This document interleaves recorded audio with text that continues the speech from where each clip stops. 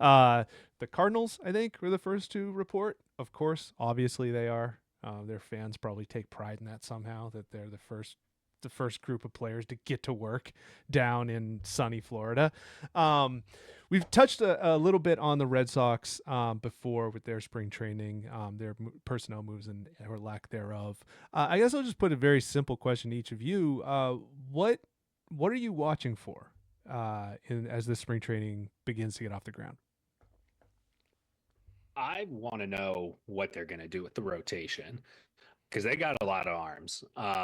And I feel like for so long, they've had a situation where they've had like three competent starters at any one time.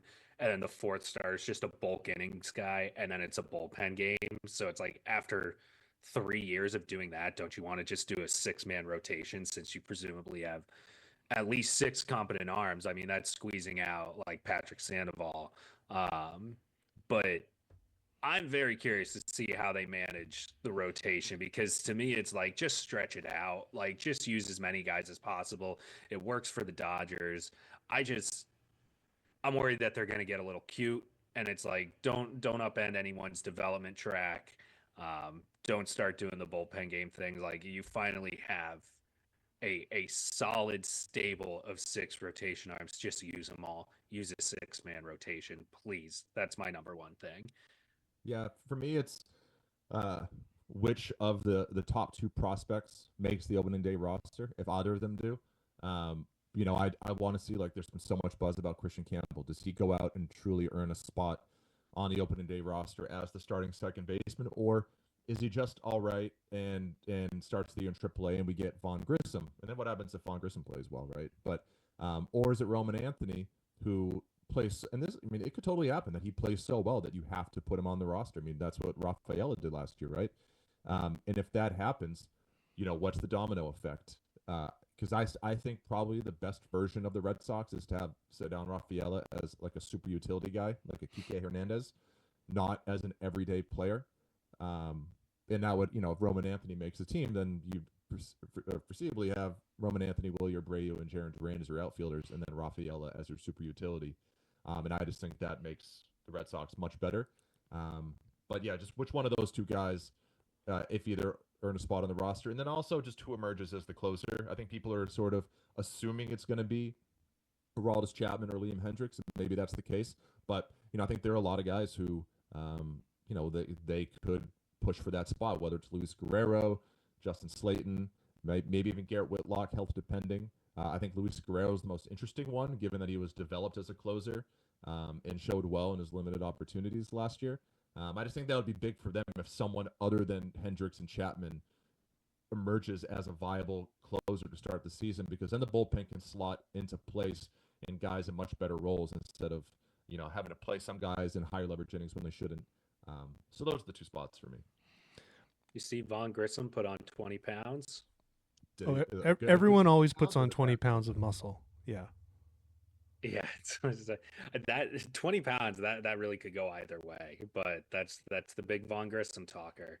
Let's see, but he's an interesting piece because it's like I think they have like 5 years of team control left, and so like Yeah, again, we talked on the last episode about like certain variables that go your way. What if Vaughn Grissom, and I mean, again, you traded Chris Sale for him. What if Vaughn Grissom shows the ability to be an everyday player or close to it? Then do you yeah. find a role for him? Do you take at bats away from him by making him a platoon guy or a utility guy? Do you search for a trade? Because again, there's a lot of bodies there, and I he's just haven't an interesting player. So I haven't closed the door on him being useful. I do think it's telling that the Braves were content to gamble longer term with a otherwise journeyman in Orlando Arcia than ride things out with Von Grissom. So that would be one kind of cause for concern. But at the same time, like, you know, that does probably mean it was a good thing if Von Grissom is your starting second baseman on opening day, because it means he bounced back well enough. Like last year was a weird injury year for him, so we don't really know the deal. The one thing for me though is I probably would have preferred if they had a more like a veteran 4A kind of guy to challenge him instead of Christian Campbell or David Hamilton, because like who knows how, if Christian Campbell, like Ben and I expressed trepidation about him last time because he was such a fast riser. That's like, okay, what if he really can't push Grissom that much and he's your starting second baseman? Like that suddenly kind of becomes a bit of a hole. Um, Unless he really has just like a monster spring, because who's he going up against? Like you should be able to beat David Hamilton, a useful player, but should be coming off the bench. Same thing with Romy Gonzalez. It's like, I guess the one argument would be Rafaela. Like if he gets an extended look at second base, that would be justifiable. But even still, like Vaughn Grissom could be your starting second baseman on opening day and have really not proved himself with a monster spring. It could just be a relative dearth of options. Yeah, but at the end of the day, I think the talent there is enough where somebody's gonna play well. Like Christian Campbell, again, we're talking about a top 5 prospect. Vaughn Grissom, I think the questions are, how much can he impact the ball? Like, is he going to drive the ball? Is he going to get home runs, or is he really just going to, be a singles hitter? Or, in David Hamilton, I think we know the floor there. So I think whoever they put there, whether they have to, sort of rotate guys or whatever, I think they'll be fine there. I don't really foresee any sort of scenario where it's just the black hole that it's been in recent seasons. But the ceiling is a question because just who knows, right? If Christian Campbell is that good out of the gate, we still have no idea what Vaughn Grissom's ceiling is. So I think the floor I'm fine with, but I have no idea. I have no idea how good any of those guys can really be this season anyway. Yeah, for me, it's I think I feel really good about the pitching staff, especially in comparison to the lineup. But even so, the two guys that I am most interested to see what they come out with, because I think that they will determine whether it's a good pitching staff or like a really, really effective pitching staff, are Walker Buehler and Liam Hendriks. Hendriks, because, I might be mistaken, but like I don't recall him having a decline. For me, it was he was nasty, he got hurt, and now he's coming back. And so for me, like that's really exciting because there's no sign, there's no reason besides the injury to believe that he won't be sick again. And for Walker Buehler, Walker Buehler had a rough 2024. He really saved his reputation in the postseason. But he's also not super old. Like it's not like he's like a Rich Hill that you're like coming in and hoping that he can. He broke in young. Yeah, and so if Walker Buehler can be anything as effective as he was, a couple of years ago, that's when you're talking about having a rotation that's like not just has some strength at the top, but like one that's really, really deep. Because if you have Hendriks is obviously strong, I'm counting on Aroldis Chapman to be effective in whatever role he's in, because again, like he is not as nasty as he used to be, but he has continually been effective as a back end of the bullpen guy. So that's why, Hendriks and Buehler I'm interested to see, because if all of a sudden, if those two are really, really effective, some of the uncertainty with the lineup and the infield and that sort of thing, it becomes navigable, if that makes any sense. Yeah. Sure. And the other player I'd throw into that I think, again, we talk about things that could go either way. I mean, Brian Bayo, this is kind of a make it or break it year for him, just in terms of really realizing what he is. He's someone who a lot of unfair expectations were put on. Like you started getting these Pedro comparisons just because of the windup, and where he's from. But, if you followed him throughout the minors, he was never billed as a future ace or even really a number 2. It was like high end number 3 at his max, maybe low end 2 on a good day. And last year he was more a decent 5, right? But the talent is certainly there for him to be a mid-rotation starter. And if he figures that out this year with the other two guys you're talking about, and Buehler and Crochet, and if Tanner Houck even is just an approximation of what he was last season, all of a sudden you're talking about a very good rotation. So I think, Bayo is a huge X factor for them. On the Buehler thing too, the point we kind of made this last week talking about Chris Sale, but first normal offseason. He didn't have one after, because he got the surgery in 2023, right? He missed all 2023. Then he didn't debut until May in 2024. So weird off seasons, the last two. So now he's coming off of a normal one, or he will be going through a normal one. That is generally when you start to see the Tommy John guys start to take off again, if they're ever going to. And again, wild cards, Giolito. Like I know he was terrible in 2023 before he ended up with the Red Sox and bounced around a bit, but still, that's someone who if you take the injury year out of it, really isn't that far removed from being a useful enough back of the rotation guy. And that's my thing is like, I don't need Lucas Giolito to be a number 2 again. Like he can be a number 5. If you're going with a 6-man rotation, you can live with that because you're not trotting out a guy who'll make 3 big league appearances in his life or reliever as your starter. So it's like, you can live with that. If you get 4 or 5 competent innings out of Lucas Giolito most of the time, like you're probably going to take that for this year. As it relates to the bullpen, I would, first of all, I want to see Chapman anywhere near the 9th inning. I would rather it be Hendriks or Slaten. I think Slaten is probably the young arm. Like your point's well taken about how Guerrero is brought up, but Slaten seems like the guy who has the makeup and the pitch mix to be a closer long term or be a useful arm like that long term. I thought he was probably their best reliever last year in the stretches where he was healthy.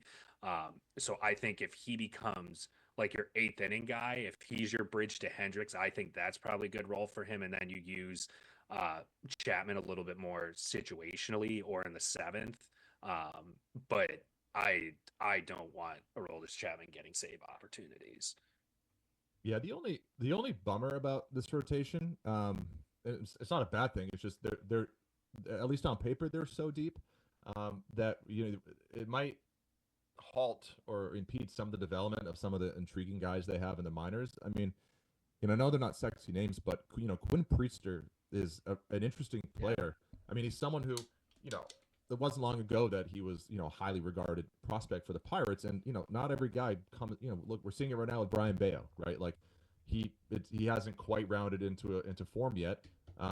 He's kind of figuring it out, and Quinn Priester's kind of in that mold too, where he still has a lot of talent. And the Red Sox traded Nick York, and they were kind of selling high because he was having a good season, and they brought him in, and at least from everything that I read, part of the thing with Quinn Priester is they've sort of overhauled his wind-up and his pitch mix and everything. They're kind of doing the full Andrew Bailey treatment.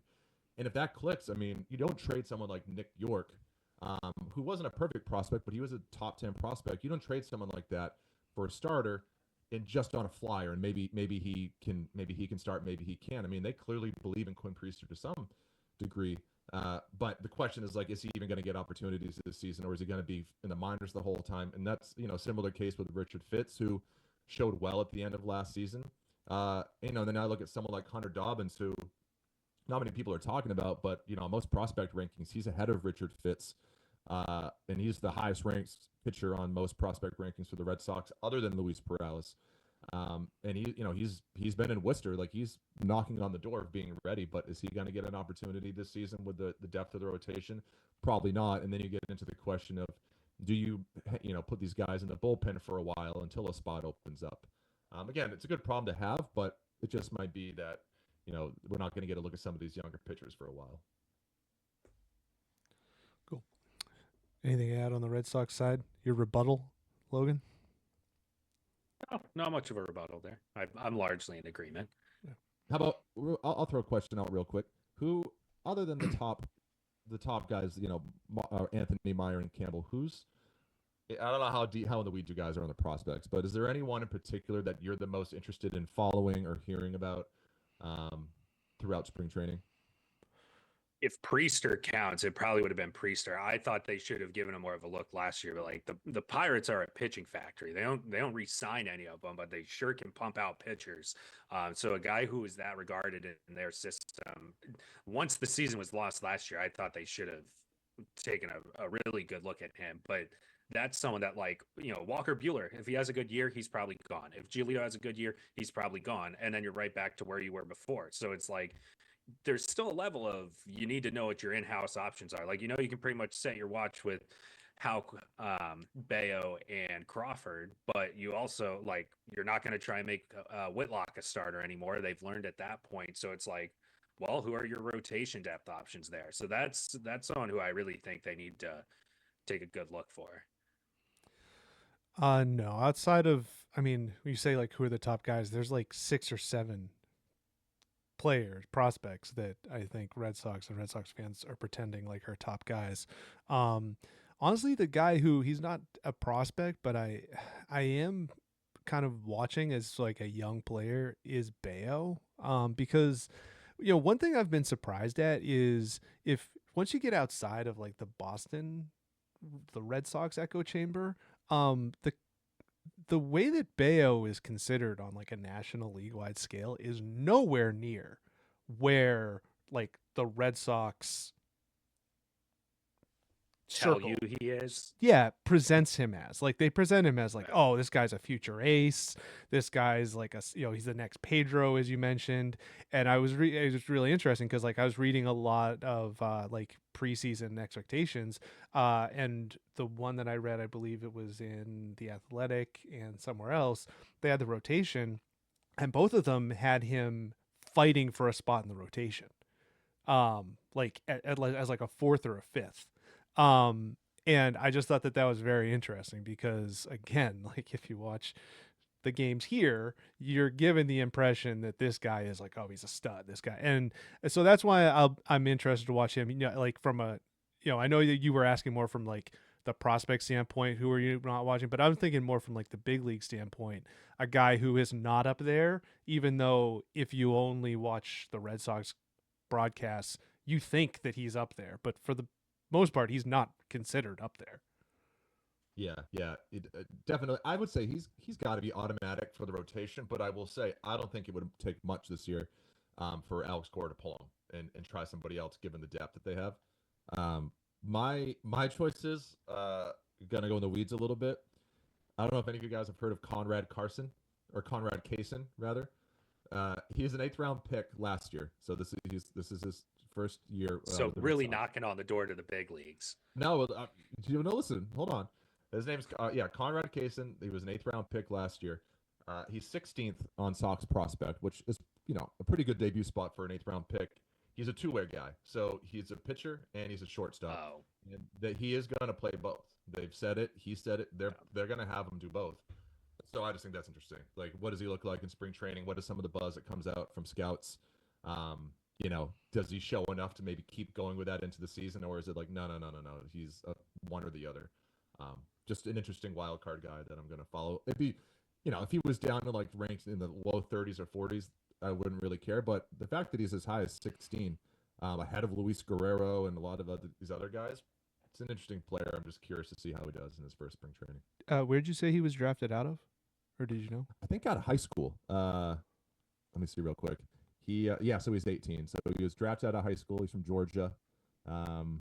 So I'll just quickly read the summation on a scouting spot on Sox Prospects. High risk, high reward player who will be developed initially at least as a two-way player. Most scouts prefer him on the mound, but impressed at the plate and in the field, especially at the draft combine. Has standout athleticism in either role and strong loose arm. On the mound has a 3-pitch mix with good velocity, solid approach at the plate, developing power, profiles to play up the middle defensively. So again, like just interesting. Might by the end of the year be a nothing prospect, but at least for now, he's kind of interesting. Know the terminology, like if you have two quarterbacks, you have none. To me, if you're getting drafted out of high school, where like high school pitchers are such a wild card in the first place, like highly ranked high school pitchers, let alone lower tier ones, that if you are a two-way player who got drafted out of high school, why don't you just go ahead and play a fielding position? Well, because to your point, there's zero chance that guy's going to end up as a pitcher. I feel. Well, like. And listen, the interesting, knowing nothing about him, of course, but there, just the thing is, in the Red Sox front office or in the scouting department, I believe there are a lot of holdovers from the Epstein-Charrington years, and so for them, I wonder if a cautionary tale will be Trey Ball. If you remember Trey Ball, who was what was he, third or fifth overall? He was a first rounder, wasn't he? Yeah, it was like 5th overall, and he was out of high school as a two-way player, and they made the call right away to have him be a left-handed pitcher, and of course he was terrible, right? And then at the very end of his, when as a desperation move, he started to try and play the field and hit again, and he couldn't pick it up anymore. So maybe that's again a cautionary tale to pick a lane. It's fun to dream about the two-way stuff with Ohtani and everything, but if you have convictions one way or the other, maybe decide early. Or don't. Maybe they should have let Trey Ball try both for longer to really get a better look at both instead of picking a lane too early. I just think that's really the only other example that the Red Sox have is Trey Ball, and it was a failure. So, hopefully they handle this guy a little bit better. All right, we'll keep an eye on A lot of Conrad Kaysen talk. Yeah, as the Conrad Kaysen goes marching along.